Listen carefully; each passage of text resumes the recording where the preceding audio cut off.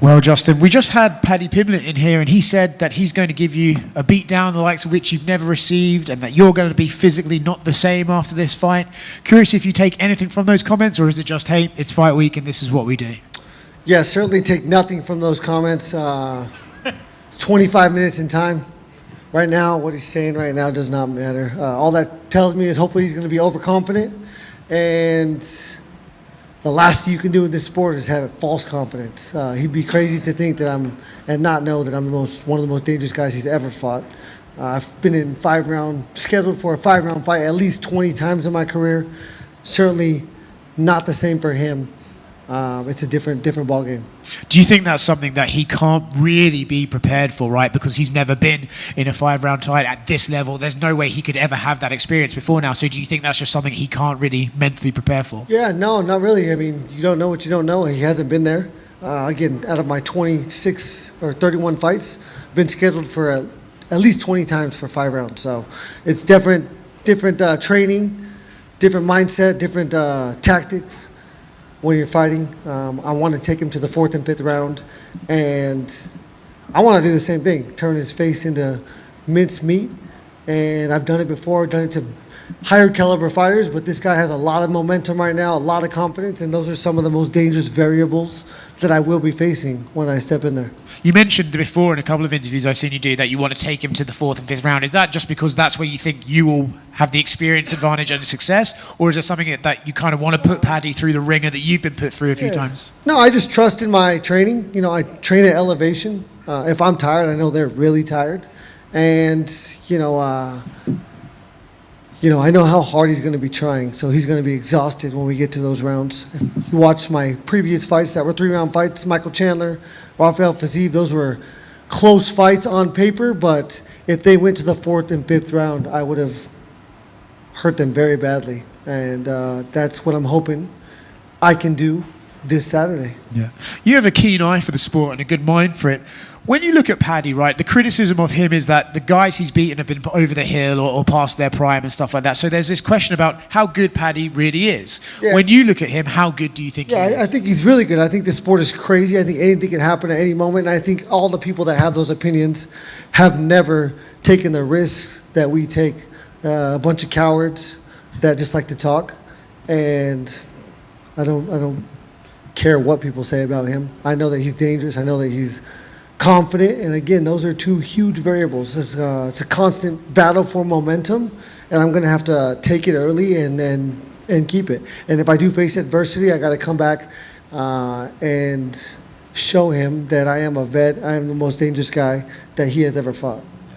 You talk about adversity and coming back from it. Famously, when you first won the interim title, you sort of didn't want to. You didn't threat. Do you look at this one differently because you've had to come back from setbacks and all that sort of stuff? I don't think throwing the belt on the cage will be as effective as it was the first time, so I definitely won't be doing that. But, as I'm older, I'm wiser, and I understand that an interim belt is the same exact thing as an undisputed belt on paper for my pay, and it certainly gives me the biggest fight possible next. And so this is huge. This is huge for my legacy, huge for my career. I love that I got knocked out by Max Holloway. That's what has people doubting me more. That's what has, that's where a lot of the criticism comes from.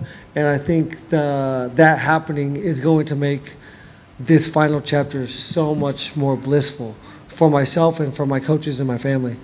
Paddy has said from day one of coming into the UFC, Scousers can't get knocked out. How much are you looking forward to proving that wrong? Yeah, you don't have to be a doctor to know that if you have a brain, you can get shut off if I just shake it. And so I'll show him, if I could shake his head and make his brain touch his skull, he's going to go to sleep. And I know you said your perfect world is to fight Ilia Topuria at the White House lawn. Your manager mentioned maybe Conor McGregor could be in play with Dana White saying Michael Chandler. Nothing. Who knows? Does that appeal to you at this point, though? I'll be here on Sunday. The only thing that appeals to me right now is knocking the Scouser out and representing America, and that's what I'm here to do. Thank you, Justin. Hey, Justin, over here. Whatever a Scouser is.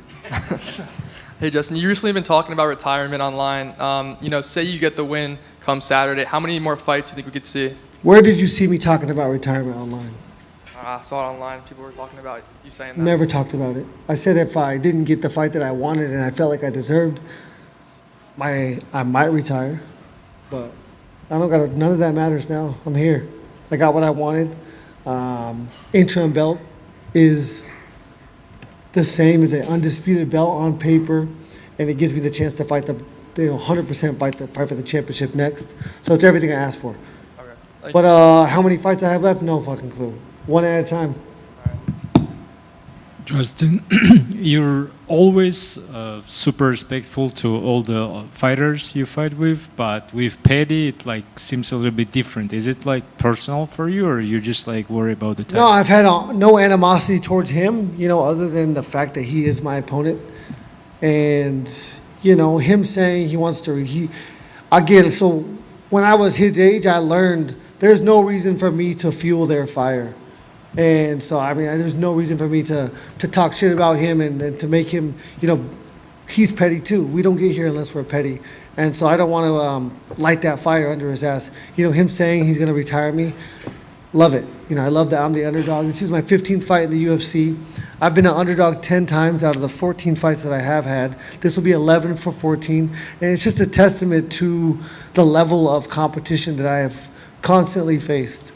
From day one, number 5, Michael Johnson, and till today. So I'm pumped. It's been a crazy ride. There's so many statistics that I've accomplished that get overlooked, that when I'm done writing this book, it's going to be amazing. If you get the win on Saturday, who would you want to fight next? Yeah, so if I get the win on Saturday, I will have the interim championship, and that automatically gives you a fight versus the champion, which is Ilia Topuria. We do not know how long his personal situation is going to keep him out of this sport, and so I prefer him in June, because June is when I want to fight on the White House card. If he's not ready, then I want the winner of the Oliveira and Holloway fight. Justin, you've said that you don't know how many fights you have left. After the James Vick fight, you told me you had 5 wars left. Yeah. How many wars do you think you have left now? Well, I would say the Oliveira fight was a war. The Holloway fight was a war. Chandler, maybe. He rocked me in the first round. But outside that, I haven't got my marbles knocked around outside of those 3 fights. So I guess I have 2 left. Thank you. Awesome. Thank you, guys.